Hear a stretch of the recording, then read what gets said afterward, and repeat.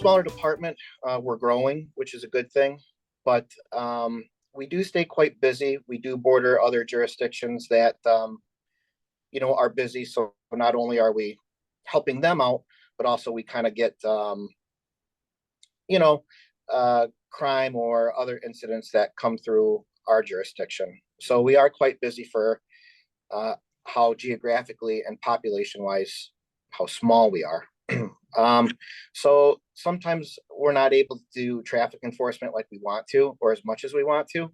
And so we're kind of looking for different technologies and solutions to kind of help us out with calming traffic issues. We're using these speed radar signs. We purchased originally 6 of them, but now we're up to 8.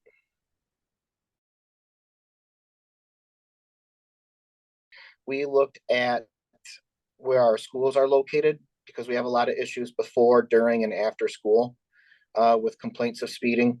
So those were kind of higher priority areas. We have kind of like the main strip, the major road that goes through town, so we put 2 on there. And then we do have a long thoroughfare for a residential area where a large portion of our population lives.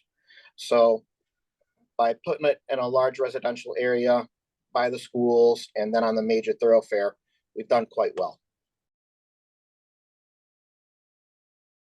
I don't get hardly any of the amount of complaints or issues like I used to.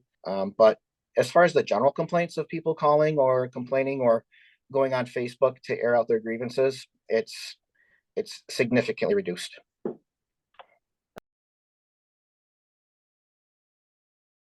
People have really complimented what they've done for the community. The people really like stuff like that. They really like seeing what they say their tax dollars hard at work.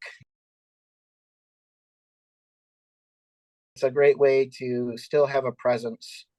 I guess I wouldn't say a police presence, but just a way to kind of encourage traffic, I guess traffic obedience.